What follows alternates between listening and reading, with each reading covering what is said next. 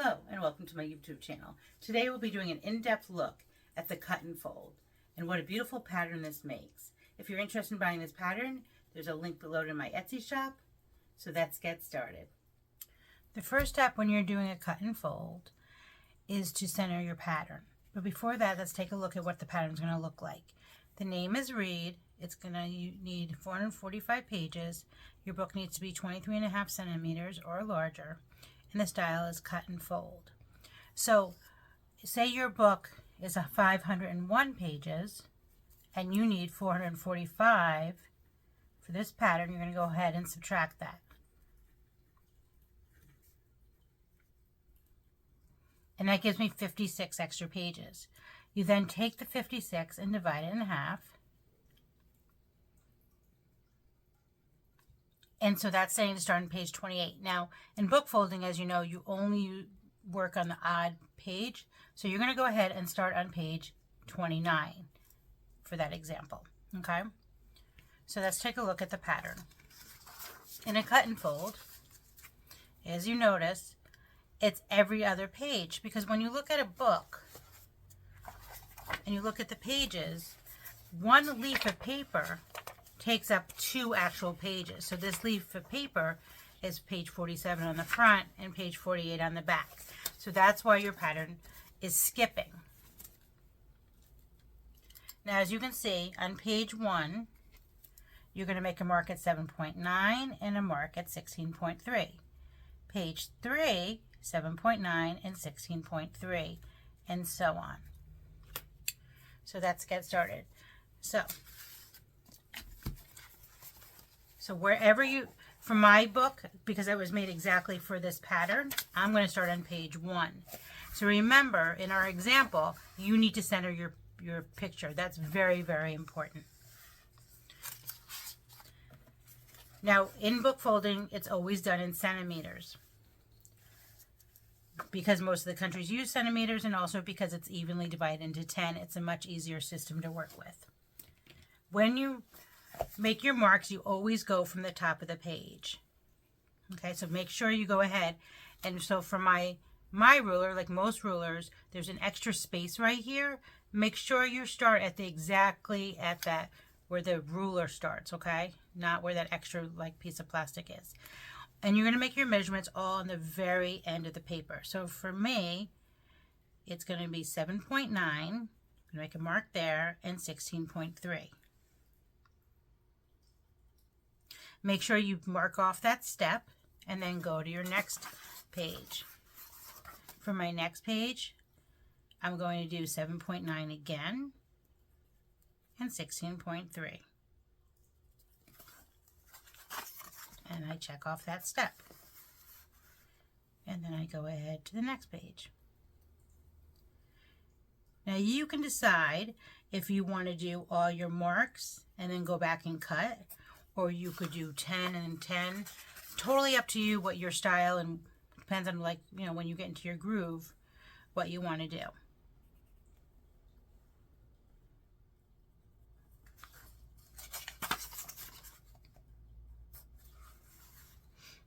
Now, while I'm doing this would be a great time for you to like and subscribe to my channel so you don't miss out on any of the weekly tutorials that come out every single Sunday.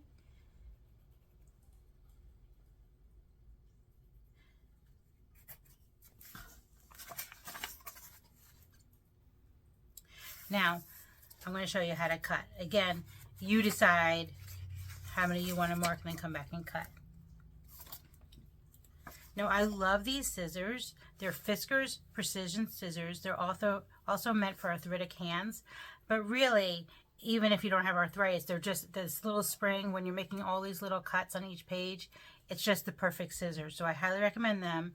And there's a link below for them. And also, if you like the Read pattern and want to do it, it is available on my Etsy shop, and there will be a link below for that as well. So I'm going to go ahead and cut.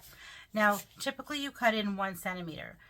I like to do a little shortcut, and I like to just do it right where the print ends. So I'm going to go ahead and make my cuts.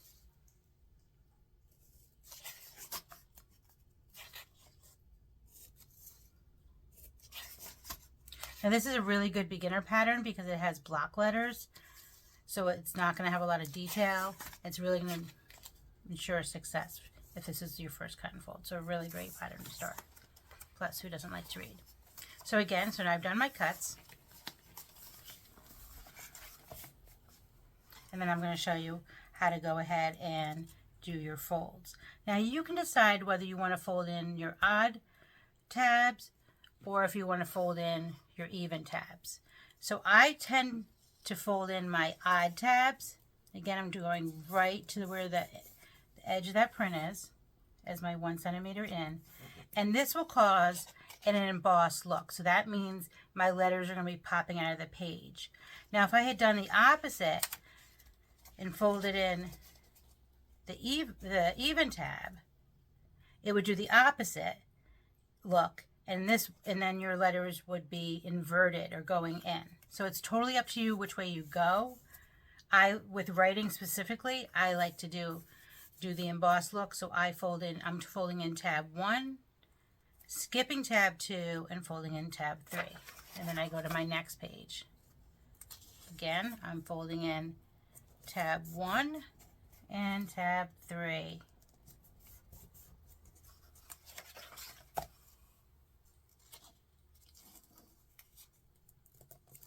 And this is going to be the beginning of my R in read.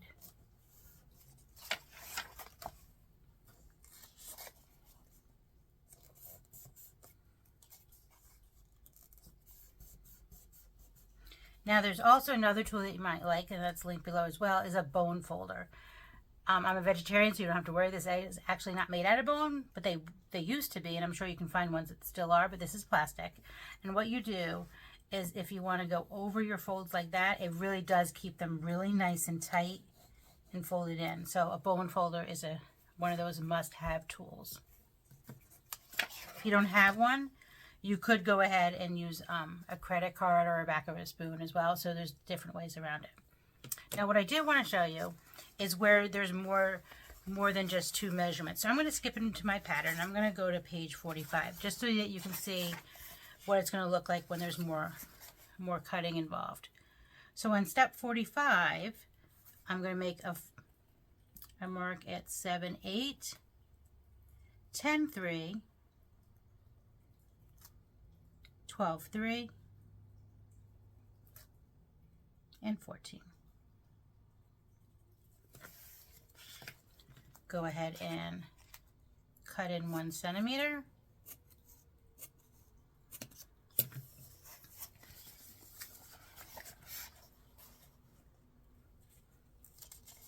So I'm folding in tab 1, leaving tab 2,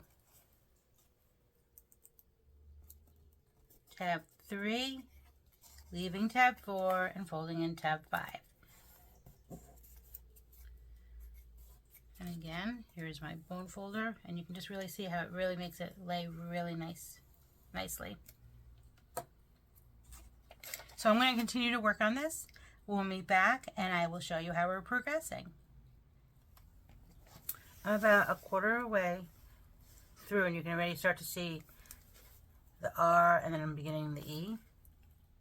What I want to show you is a little hack right now, is the pages will start to be a little bit hard to hold down. So if you just take a sock and fill it with some rice and just tie a knot right on top, it's a really nice way to just keep everything down.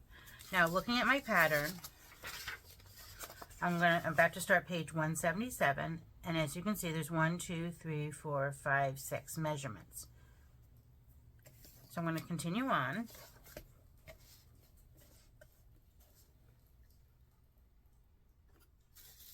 So I'm going to make a mark at 9/6, 11/3, 12/8, 14, 14/8, and 16/5.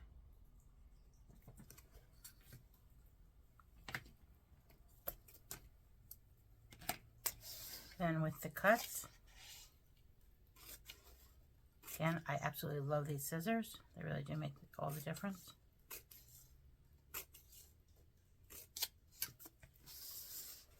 And again, with using this hack or holding this, it gets the pages right out of the way.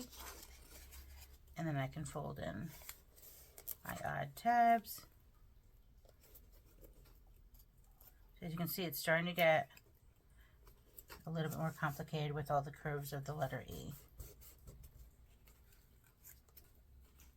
But that's what it should look like. And then you flip it over.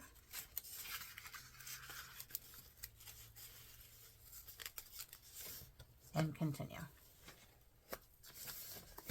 We'll meet back at the end. Please make sure you stay tuned to the end of the video because I'm going to have all different methods to decorate this. Once you finish doing all your cutting and folding, here's what your book's going to look like. Absolutely beautiful with the big bold letters. Now, finishing touches. What you're going to notice is, it's probably going to be hard to see, but right here, you know, a lot of pencil marks. What you can do is go ahead and take an eraser and just touch those up. So you're going to go through the whole book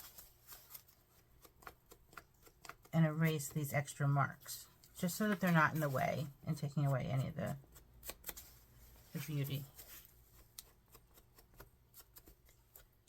Luckily, with nice bold letters, it's pretty easy to cut. Pretty easy to erase. If you're doing a more detailed pattern, you'll have to go through each page and do it. And even here, you're going to have to go through some of the pages, depending on the angle. So once you're done with erasing, and I didn't do all the erasing, that's going to take a bit longer than that. Now you have some choices as far as how you want to decorate it. Now what I like to do is I like to add end papers. So right here, it's white on white. But if you want to have that stick out a little bit more, you can take some cardstock and add it here. And as you can see, it'll just pop out the pattern. So to do that, all you're going to do is go to your end paper. Easier to actually trace it on the back.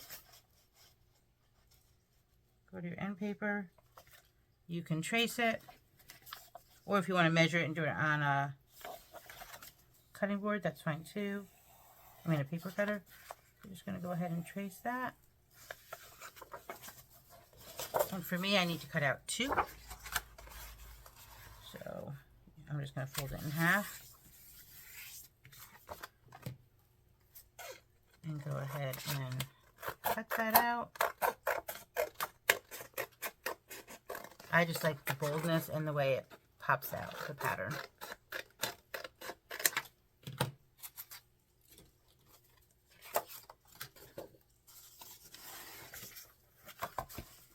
And then you just go ahead and put that in there and go ahead and glue that in.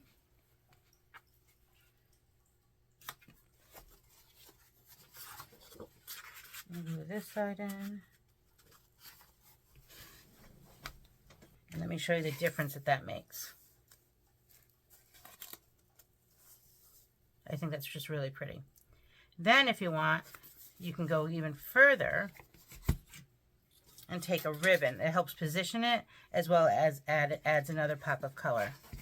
So if you want to do that, go ahead and take a ribbon. I like to tie it in the back.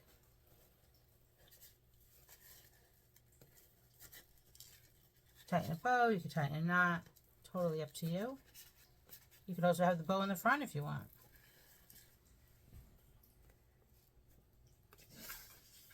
And it just gives another pop of color. You could also do one on the top and one on the bottom. So all different ways. You could also decorate the cover if you want. If you have a Cricut or whatever, you could cut out the word read. You could take wrapping paper and wrap the book. You could do Mod Podge. So many different choices. There'll be a link with different ways to decorate.